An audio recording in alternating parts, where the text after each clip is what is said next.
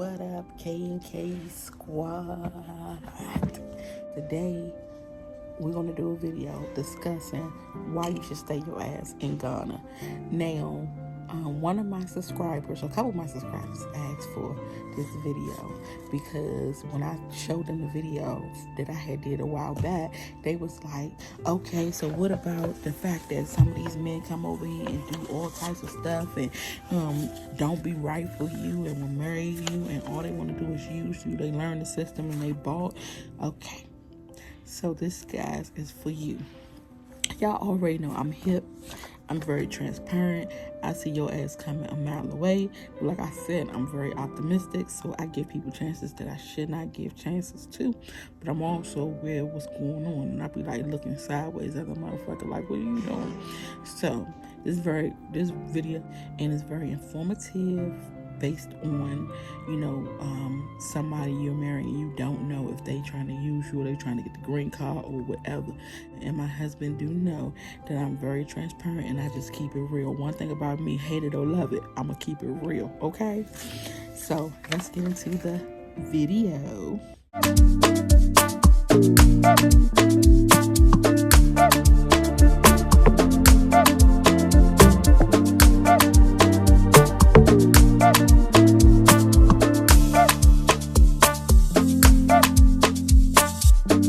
Okay, so when I first met my husband, I was supposed to hook him up with my friend, and not to be in a relationship, but just so she can marry him, bring him to America, and he can work. And I'm just trying to do something good for humanity because I know how it is in Ghana. So I was like, let me just help you out. Let me do something good for you. And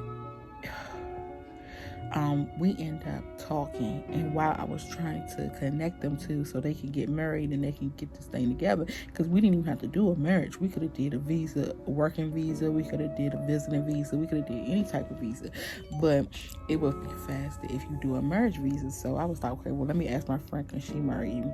So she was all good with it. She was like, girl, I'll do anything for you, so I'll go ahead and marry him or whatever. I was like, okay, cool. So then we ended up talking and getting to know each other, and we fell in love with each other. So I was like, it wasn't my idea to get married. It was his idea to go ahead and get married to me. So I was like, okay, we can do that. Could have very well just married her and been in America and been cool. So he could have told me, like, because it wasn't even about us. So he could have just been honest and said, oh, I don't want to marry you for love. I want to marry you for a green card, if that was the reason, because we already knew what the deal was from Jump Street. The only difference is it would have been more on his pocket. The cost would have been more in his pocket, or we would have just did the visiting visa, the working visa. I can do all those, so it would have been no problem. So,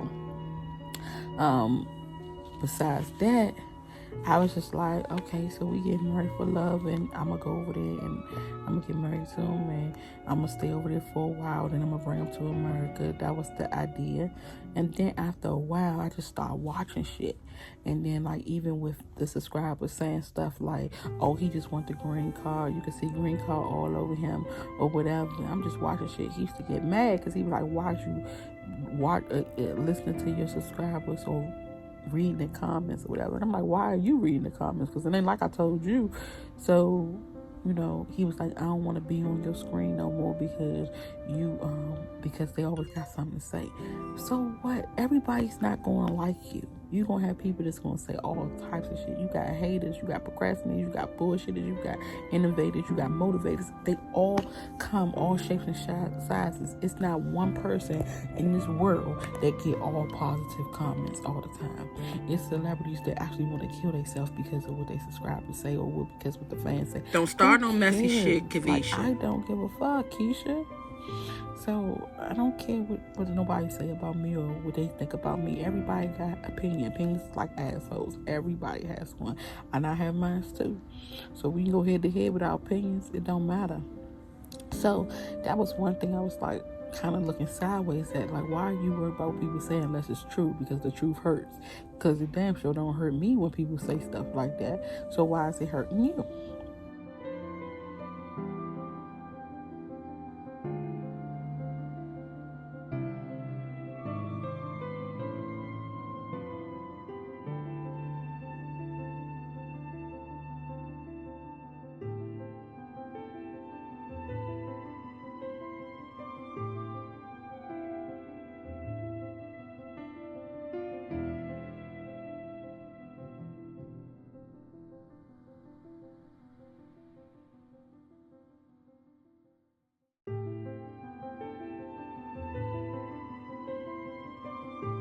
And so even at that time when we got married, I was like, I don't even want to be in America. I don't even want to be in Babylon. I'm trying to leave this motherfucker. So I was just looking for somewhere to go.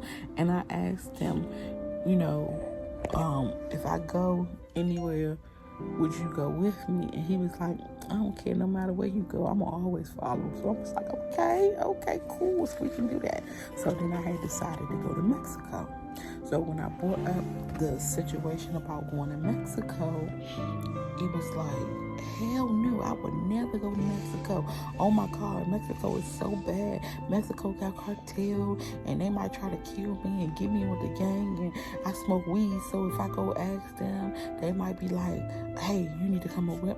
I said, nigga, what? Please, there's nobody worrying about you in no damn Mexico. And if anything, y'all got this perception that Mexico is so bad, but y'all don't think the United States is bad. You don't think being black in America is bad. You don't think being black staying in your house is bad.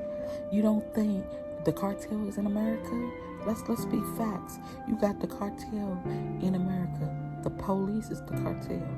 You got cartel in Detroit, Chicago, California. You got the cartel everywhere. Who you think pushing these drugs over to America? It ain't America's going over there getting the drugs.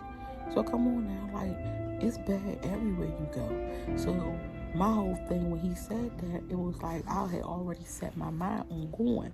So when he said no, I was like, so that means you're going to allow me to go to Mexico and you're not going to protect me and defend me as your wife? Because that's where I want to go and that's where I'm going. You need to follow because you need to protect me. You going to let me go over there and get with the cartel? What the fuck is going on? So that was, something that I was just looking at like, what the fuck is happening here?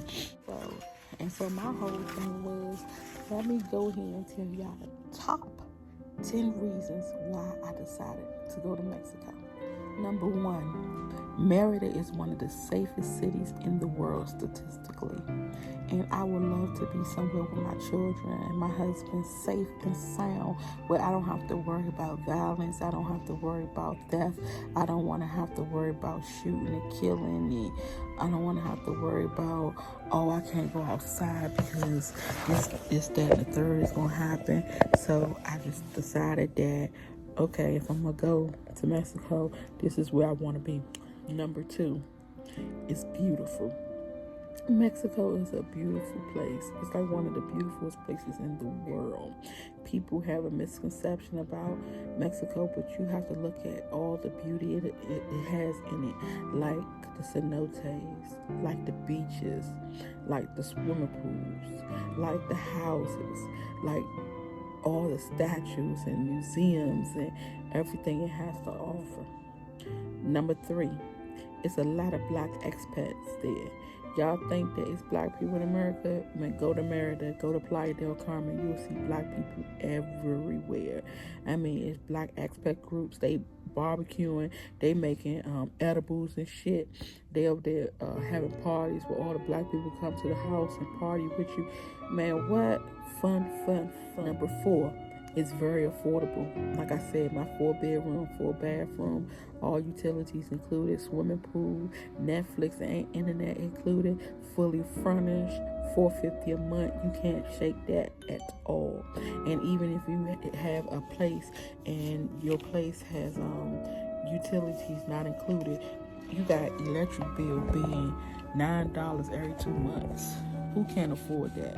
Y'all better get your ass up out of America and stop playing. Number 5, it's close to the U.S. So if I need to get back real quick for to check my property or check anything in my for my family or whatever businesses I got going on or whatever, I could just run straight to the airport and be back in 6.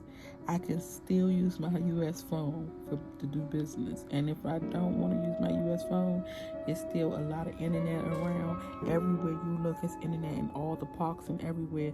I can always give me a little phone directory thing, assistance program, whatever they call it. I can actually, the one that I have, I can actually put it in the description section so you will know. And I could use that. And That shit come right, transfer right to my regular phone. So no problem. 7, citizenship is easy to obtain. Like I said, you get 4 years in temporary residency, then it go to permanent, then it go to naturalization. If you a retiree, you can go there if you make a certain amount of money and get citizenship automatically. If you have a baby, everybody in the family with the last name getting citizenship. You know, America's not like that. You gotta apply for the kids and the parents separate. And it's so much stuff to go. I know people who went over to Ghana and had babies in Ghana, and now their babies can't even come to America because they U.S. citizens, but their mother is a American citizen, which is crazy as hell. But in Mexico, if you have a baby in Mexico, you automatically get citizenship for your baby. Your father automatically gets citizenship. Imagine the father being an African and y'all have a baby in Mexico. Your father can get citizenship in Mexico and still keep his Ghanaian citizenship too. Come on now, stop playing. My children and I can learn a new culture and a new language, and that too can help them out in life by knowing another language, being able to see other cultures, because our culture was ripped from us anyway. So to take them to Mexico is a blessing. And then it's still stuff over there that they used to, like Home Depot, like Walmart, all the restaurants, all the stores, they got everything just like we got it. Number 9, the US dollar to peso conversion is 20-1. So $1 is 20 pesos. Man, what? You can make so many boss moves with that. Number 10 is a calm and relaxed lifestyle. So everything is just peaceful and calm, and you ain't gotta worry about all people hollering and screaming and cussing and fussing and acting like they ain't got no damn sense. So when I arrived in Ghana and I spoke to his dad about him saying no to going to Mexico, I was like, I was just confused. So his dad said, oh, well, I'm going to talk to him when I get back at you. So I went over to his dad's house and visited with him. And he was like, this is the thing. I talked to him and he said he would not go. He said he would never go to Mexico. And I'm like, really? And I seen what he said, because I was looking at some Mexican stuff and I was putting up some Mexican videos on WhatsApp, and he was like, I told you already about this Mexican thing, so you still want to do it. That show you don't give a fuck. I said, I don't. Like, why would I give a fuck? You're not going to take care of me in the U.S. You're not going to provide for me. You don't pay my bills. So if I want to move somewhere where it's going to be cheaper and affordable for me and my children, that's who the fuck I need to be looking out for. So at the end of the day, your suggestion might be not to move to Mexico, but at the end of the day, I'm going to do what I want to do because I got to do what's best for me. So, of course, I'm not going to listen to that. So he got upset about it, and I was like, it's all good. So when I asked him what he was going to do about the whole Mexican thing, he said, I would just stay in Ghana. Okay. So you want to stay in dirty ass Ghana and figure that shit out? You do that then. So I'm at the dinner with the father and the family and all the brothers and sisters, and the father tells me no Ghanaian will ever move to Mexico. Never. I'm like, are you serious? You untruthful like a motherfucker. And I knew he was untruthful like shit. So I'm at the table with the brothers and sisters. I said, who all want to go to Mexico with me? I'm going to go ahead because I got y'all last name. I'm going to go ahead and get y'all to Mexico with me. And everybody raised their hand. I said, oh, I thought Ghanaians don't go to Mexico. It ain't a Ghanaian I asked about going to Mexico that said they wasn't going to go. Ghanaians will go to Kuwait. They will go to Dubai. They will go to Afghanistan. They will go to Turkey. They will go to Lebanon. They will go to Iraq. They will go to Iran. They will go to Israel. Stop playing with me, okay? They going anywhere to get the fuck out of that country. So don't even play with me like that. Oh, man. America, I'm a millionaire. But in Mexico, I'm a billionaire. Honey bunny, billionaire, man. Mexico, the money is triples, quadruples. So that was one thing. And so he actually got to see all his children say they would go to Mexico. So I knew it was some bullshit that he was talking. So then, if you let a nigga talk long enough, they'll go ahead and tell on themselves.